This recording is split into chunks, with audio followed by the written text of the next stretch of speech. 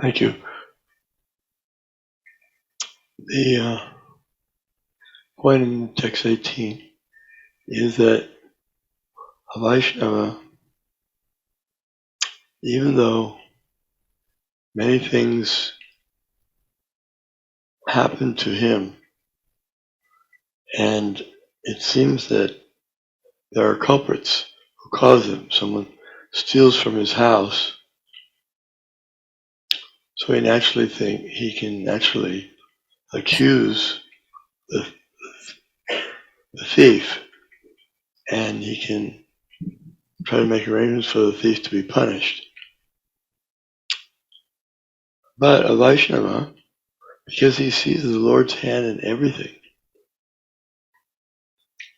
he doesn't take it that this culprit, or this apparent culprit, is actually the cause of stealing, because he knows that everyone receives the results of their own past deeds, as described here. Their seedling sins, they come in the form of seeds, or seeds that are about to flourish, or seeds that are lying in wait for future suffering. Everything's all stacked up. So that's why sometimes in the Vedic culture, it's said that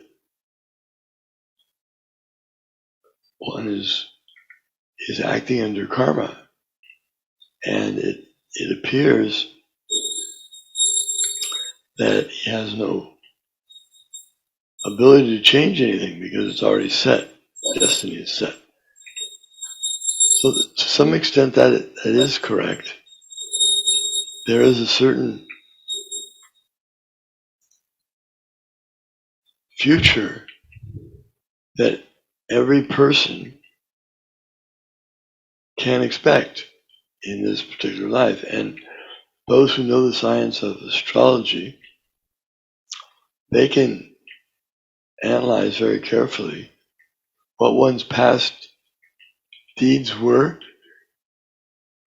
and what are the reactions that the person is supposed to receive as a result of those past deeds, and how he will receive them in this lifetime.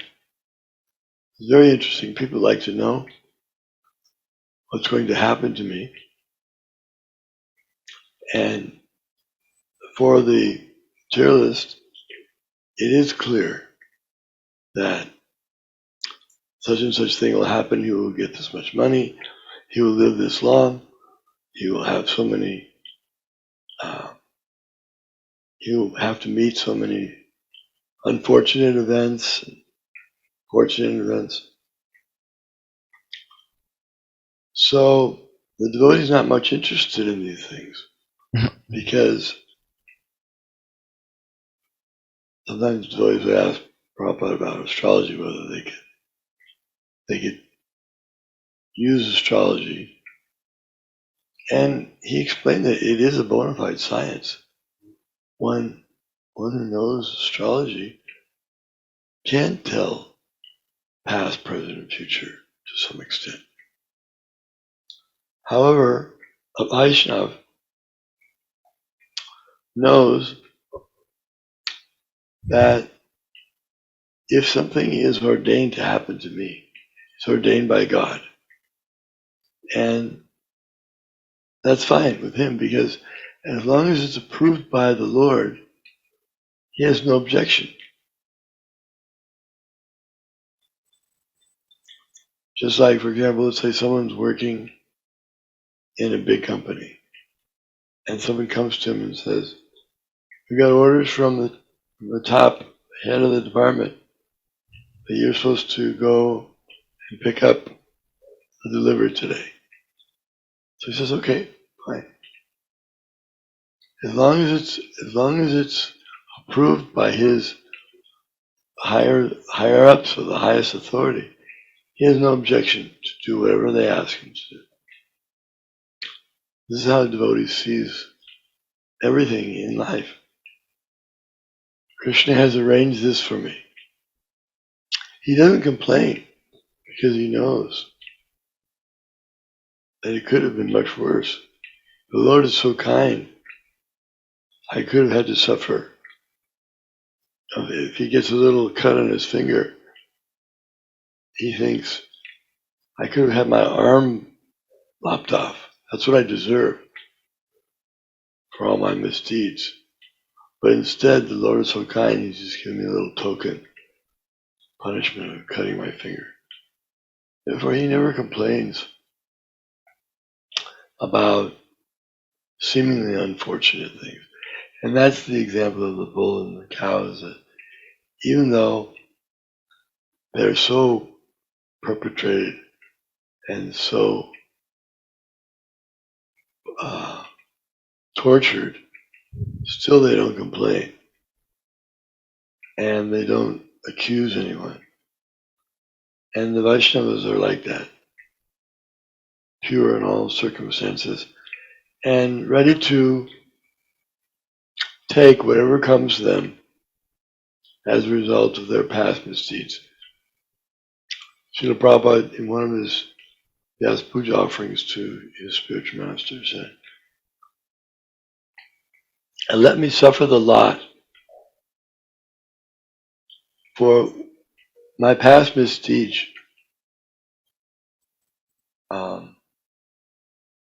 which I am destined to do for many crores of births.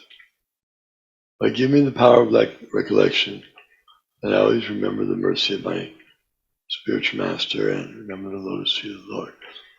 So he was prepared to suffer the lot for which he deserved for many lifetimes.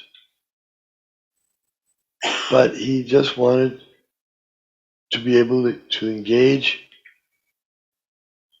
in whatever circumstance he was put in the service of the Lord. And a devotee can do that in any circumstance.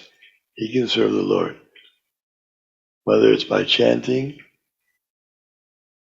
or hearing or remembering. Some way or other he can serve the Lord to his best capacity. Thank you.